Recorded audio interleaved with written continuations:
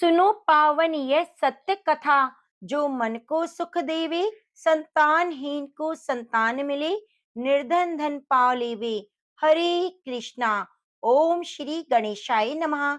आप सभी भक्तों को फाल्गुन मास के कृष्ण पक्ष की संकष्टी चतुर्थी की हार्दिक शुभकामनाएं। आप सभी आज सुनेंगे संकष्टी चतुर्थी के दिन सुनी जाने वाली विघ्नहर्ता गणेश भगवान की और चौथ माता की कथाएं।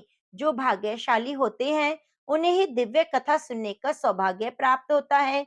गणपति बप्पा की कृपा से यह कथा मनोकामनाएं पूर्ण करने वाली मानी जाती है। संतानहीनों को संतान सुख, निर्धनों को धन वैभव और संकटग्रस्तों को संकट से मुक्ति मिलती है। जो श्रद्धा और भक्ति से इस दिव्य कथा को सुनता है, व्रत करता है, उसके जीवन के सभी दुख दूर हो जाते हैं। तो आइए प्रिय भक्तजनों, बड़े ही श्रद्धा भक्ति भाव के साथ इन पवित्र कथाओं को सुनते हैं।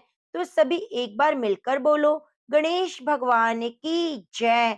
एक बार धर्मराज युधिष्ठिर ने भगवान श्री कृष्ण से पूछा, हे मधुसूदन, अब आप कृपया करके फाल्गुन मास के कृष्ण पक्ष की संकष्टी चतुर्थी के महत्व और इस कथा का वर्णन कीजिए। तब भगवान श्री कृष्ण ने धर्मराज युधिष्ठिर को जो वृतांत सुनाया, वह वृतांत एक समय देवी पार्वती जी के पूछने पर स्वयं गजानन महाराज ने उन्हें बताया था। भगवान श्री कृष्ण धर्मराज युधिष्ठिर से कहते हैं, हे युधिष्ठिर महाराज, अब मैं इस पवित्र व्रत की कथा का वृतांत सुनाता हूँ, ध्यान पूर्वक श्रवण करो। एक बार देवी पार्वती जी ने विघ्नहर्ता भगवान गणेश जी से पूछा, हे गजानन, फाल्गुन कृष्ण चतुर्थी को गणेश जी की पूजा कैसे करनी चाहिए? इस महीने में किस नाम से पूजन होता है और आहार में क्या ग्रहण करना चाहिए? तब गणेश जी ने कहा, हे माता, फाल्गुन चतुर्थी को हैरम चतुर्थी के नाम से जाना जाता है। इस दिन हैरम चतुर्थी के गणेश जी की पूजा करनी चाहिए। पूजा का विधान पहले बताई गई विधि के अनुसार करना चाहिए। इस दिन खीर में कनेर के फूल मिलाकर गुलाब बांस की लकड़ी से हवन करना चाहिए। विद्वानों का मानना है कि आहार में घी और चीनी लेना चाहिए। इससे संबंधित पूर्व काल का इतिहास सुनाता हूँ। युधिष्ठिर महाराज के प्रश्न के उत्तर में जैसा श्री कृष्ण ने कहा था, उसे मैं सुनाता हूँ। भगवान श्री कृष्ण कहते हैं, एक बार की बात है, एक आदर्श राजा का राज्य था। वह राजा अत्यंत ही धर्मात्मा थे। उनके राज्य में एक अत्यंत सज्जन ब्राह्मण थे। उनका नाम था विष्णु शर्मा। विष्णु शर्मा के 7 पुत्र थे। वे सातों अलग अलग रहते। विष्णु शर्मा की जब वृद्ध अवस्था आ गई तो उसने सब बहुओं से कहा, तुम सब गणेश चतुर्थी का व्रत किया करो। विष्णु शर्मा स्वयं भी इस व्रत को करते थे। आयु हो जाने पर यह दायित्व वह बहुओं को सौंपना चाहते थे।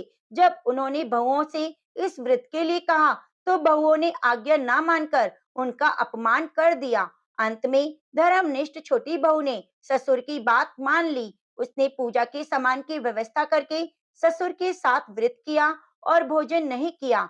ससुर को भोजन करा दिया। जब आधी रात बीती तो विष्णु शर्मा को उल्टी और दस्त लग गए।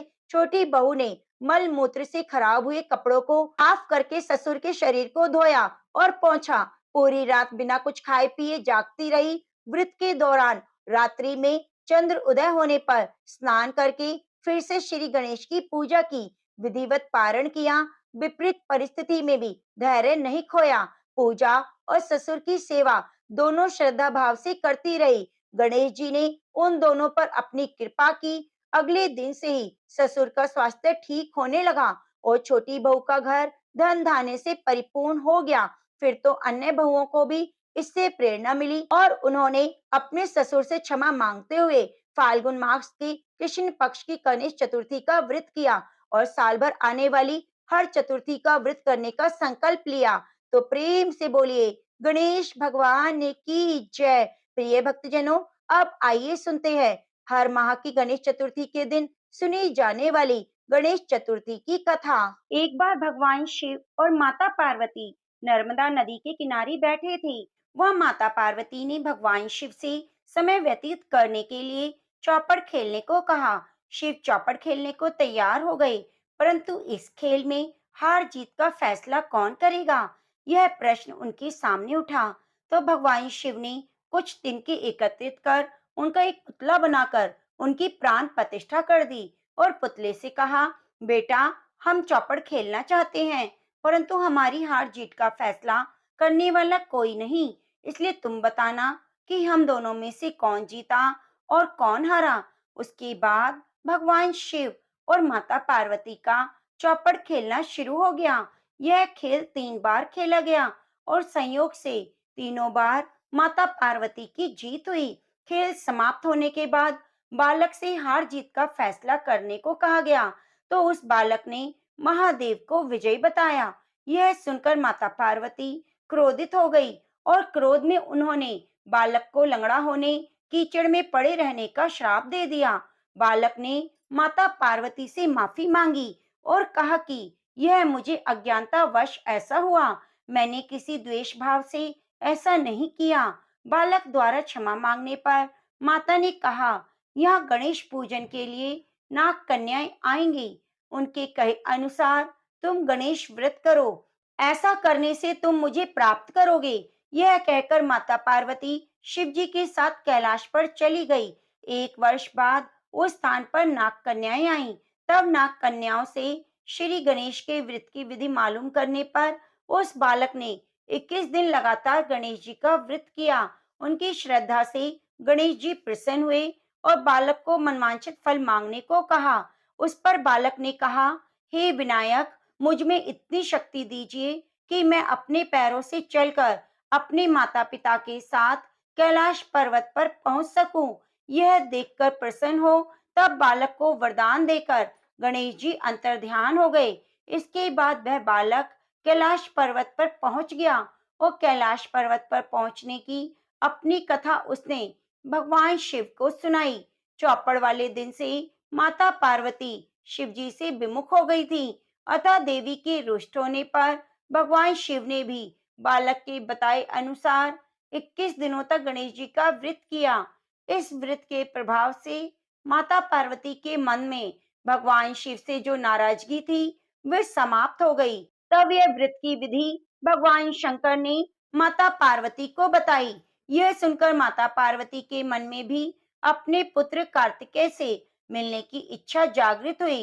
तब माता पार्वती ने भी 21 दिन तक गणेश जी की पूजा अर्चना की। दूर्वा, फूल, लड्डुओं से गणेश जी का भोग किया। व्रत के 21वें दिन कार्तिकेय स्वयं माता पार्वती से आ मिले।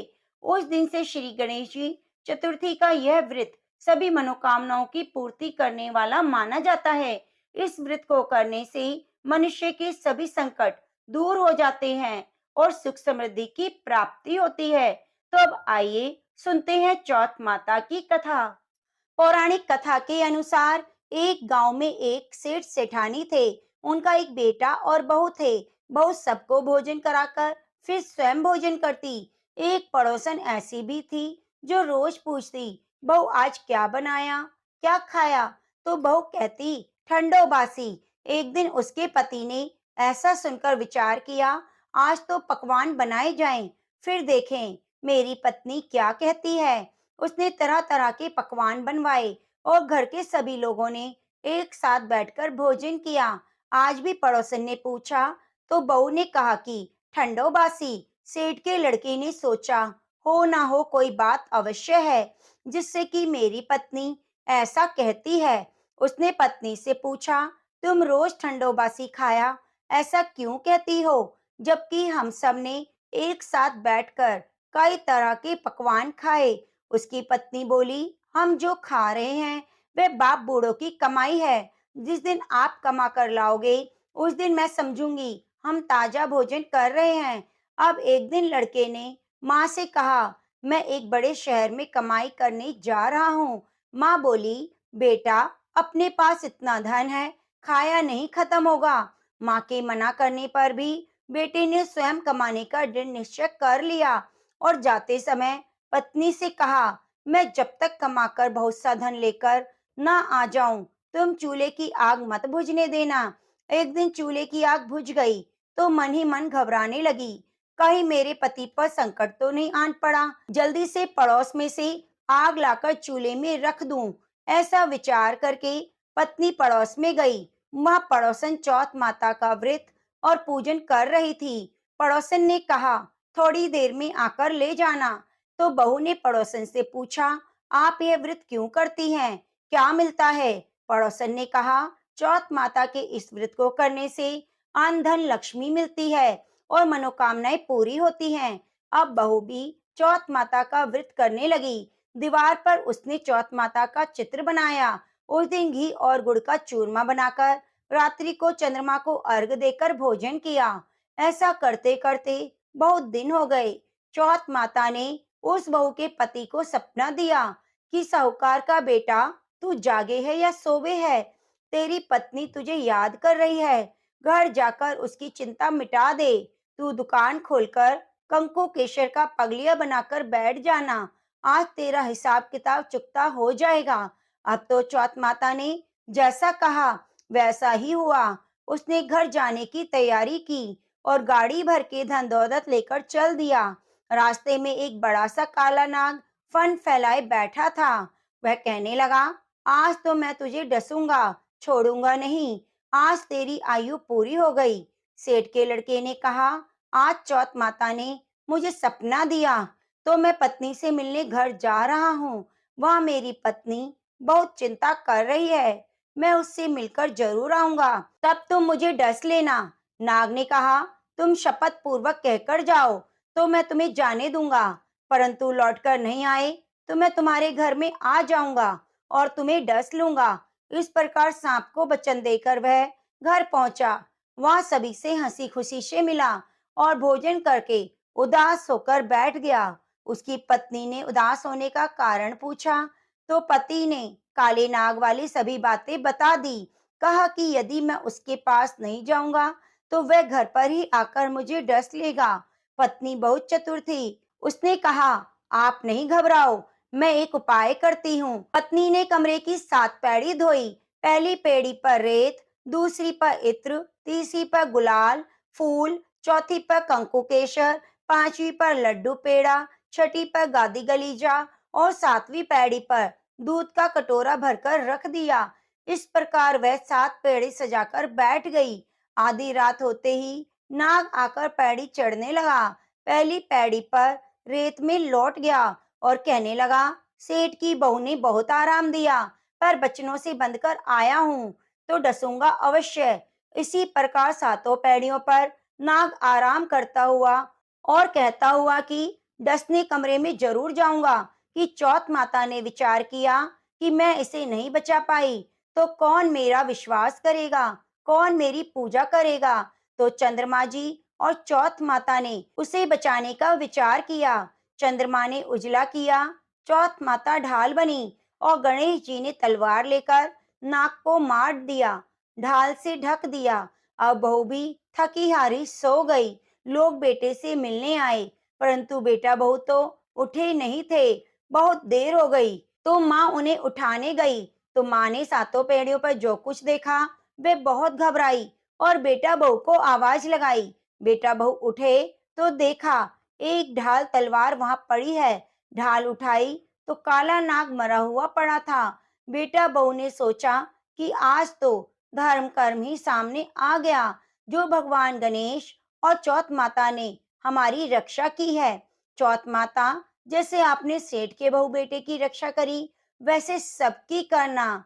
हे चौथ माता, आपकी कथा को जो भी सुने, हुंकारा बने, जो भी कथा को कहे उसकी सभी विघ्नों को दूर करना।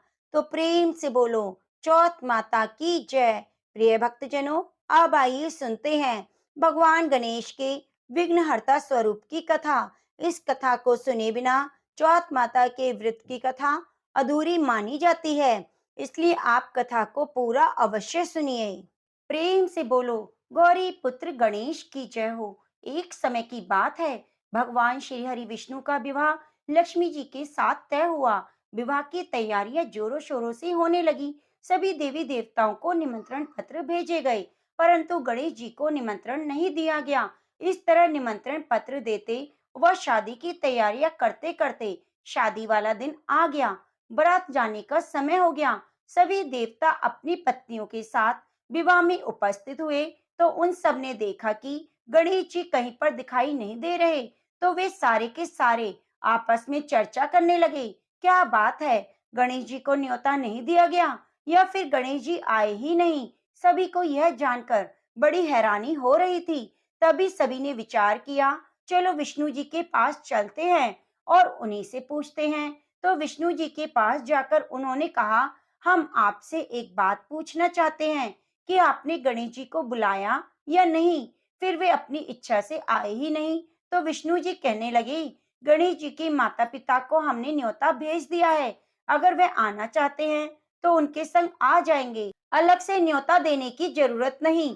दूसरी बात यह है कि उनको 1.25 मन मूंग, 1.25 मन चावल, 1.25 मन घी, 1.25 मन लड्डू का भोजन दिन भर चाहिए। अगर हम उन्हें बारात में लेकर जाएं तो उन्हें इस तरह खाता देखकर सारे लोग हम पर हंसेंगे। दूसरे के घर जाकर इतना सारा खाना पीना अच्छा भी नहीं लगता। इस तरह बात चल रही थी तो किसी ने सुझाव दिया कि अगर गणेश जी आ जाएं तो क्या द्वारपाल बनाकर घर पर बिठा देना, कह देना कि तुम घर का ध्यान रखना। गणेश जी को यह नहीं लगेगा कि उन्हें बुलाया नहीं। तो विष्णु जी को यह बात पसंद आई और उन्होंने गणेश जी को न्योता भेज दिया। न्योता मिलते ही गणेश जी बड़े प्रसन्न होकर सज धज कर आ पहुंचे। तो विष्णु जी कहने लगे, आप घर की रखवाली करना, घर की रखवाली के लिए कोई रिश्तेदार तो चाहिए। तो मुझे आपसे समझदार और जिम्मेदार कोई दूसरा नहीं लगा। तो यह सुनकर गणेश जी बहुत प्रसन्न हुए और गणेश जी को घर की रखवाली के लिए बिठा दिया। बारात वहां से चल दी। नारद जी ने देखा गणेश जी दरवाजे पर बैठे हैं और बारात सारी चली जा रही है। तो वे गणेश जी के पास गए, पूछने लगे, तुम बारात में क्यों नहीं जा रहे। तो गणेश भगवान कहने लगे, मुझे तो घर की जिम्मेदारी दी है, कोई समझदार आदमी घर की रखवाली के लिए होना चाहिए, इसलिए मैं यहाँ पर रुक गया हूँ। तो नारद जी कहने लगे, उन्होंने आपका अपमान किया है, विष्णु जी तो आपको बुला ही नहीं रहे थे। जब सबने पूछा तो वे कहने लगे कि उनके कान बड़े बड़े, सूंड मोटी मोटी, पेट बड़ा बड़ा, यह देखकर लोग हंसेंगे। और उनका खाना कितना है, 1.25 मन लड्डू, 1.25 मन चावल, 1.25 मन घी। बारात में ले जाकर मेरे ससुराल वालों की तो बदनामी होगी। बारात में देखो कैसे बाराती आए हैं। तो ये सुनते ही गणेश जी को बहुत गुस्सा आया। नारद जी कहने लगे, अब आप ही बताओ मैं क्या करूं। नारद जी ने कहा, आप ऐसा करो कि आपकी मूषक सेना को आगे भेज दो, उनसे कहना आगे जाकर सारा रास्ता खोद डाले, जिससे उनके वाहन धरती में धंस जाएंगे। इस तरह से परेशान होंगे तो वे आपको सम्मान पूर्वक बुलाएंगे, क्योंकि विष्णु जी भूल गए हैं कि आप सर्वप्रथम पूजनीय हैं। तो गणेश जी ने नारद जी के कहते ही अपनी मूषक सेना को जल्दी से आगे भेज दिया और कहा कि सारी जमीन को खोद कर देना। तो चूहों ने जैसा गणेश जी ने बोला वैसा ही किया। जैसे ही विष्णु जी की बारात वहां से गुजरने लगी तो रथों के पहिए धरती में धंस गए। लाख कोशिश की परंतु पहिए ना निकले। सभी ने अपने अपने उपाय किए पर पहिए नहीं निकले, सभी जगह से टूट गए। अब किसी की समझ में नहीं आ रहा था कि वह क्या करे। उधर शादी का मुहूर्त निकला जा रहा था तो विष्णु जी बड़े ही परेशान थे। तब नारद जी वहां पहुंचे और कहा कि आप लोगों ने गणेश जी का अपमान करके अच्छा नहीं किया है। यदि उन्हें मनाकर लाया जाए तो आपके कार्य सिद्ध हो जाएंगे और आप पर आया संकट टल जाएगा। शंकर भगवान ने अपने दूत नंदी को भेजा। नंदी गणेश को लेकर आए। गणेश जी का आदर सम्मान के साथ पूजन किया। तब जाकर कहीं रथ के पहिए निकले। निकल तो गए पर जगह जगह से टूट फूट गए। अब उन्हें सही कौन करे। पास के खेत में एक खाती काम करता था, उसे समाचार भेजा गया कि सारे रथों के पहिए सही कर दो। वे अपने खेत का काम छोड़कर कारीगर का सारा सामान लेकर वहां आ गया। जैसे ही वह रथ के पास बैठा तो कहने लगा, श्री गणेशाय नमः। ऐसा कहकर गणेश जी की मन ही मन वंदना करने लगा। देखते ही देखते गणेश जी ने सभी पहियों को थोड़ी देर में ठीक कर दिया। तो वह देखकर नारद जी से कहा कि मैं आपसे एक बात पूछना चाहता हूँ कि आपने श्री गणेशाय नमः क्यों कहा। तो खाती ने कहा, हे देवताओं, आपने सर्वप्रथम गणेश जी को नहीं मनाया होगा, ना ही पूजा की होगी, इसलिए संकट आया। तो नारद जी विष्णु भगवान से कहने लगे, हमने गणेश जी को सर्वप्रथम पूजनीय बनाया था और आज ही हम उन्हें भूल गए। हमसे मूर्ख और अज्ञानी कौन हो सकता है? तो ये सुनते ही विष्णु भगवान गणेश जी से माफी मांगते हैं और गणेश जी की पूजा करते हैं, उनका ध्यान करते हैं। फिर सारे मिलकर गणेश जी का जयकारा लगाते हैं। यह सब देखकर गणेश जी बहुत प्रसन्न होते हैं और नारद जी भी गणेश जी की ओर देखकर मंद मंद मुस्कुराने लगते हैं। बारात वहां से चल पड़ी। भगवान विष्णु और लक्ष्मी का विवाह धूमधाम से संपन्न हुआ। वे सकुशल घर लौट आए। इसलिए कोई भी व्रत, पूजा पाठ हो, गणेश भगवान को जरूर याद करना चाहिए। ज्यादा समय नहीं तो एक छोटी सी कहानी सुनकर भी शुभ आरंभ कर सकते हैं। तो प्रेम से बोलो गणेश भगवान की जय।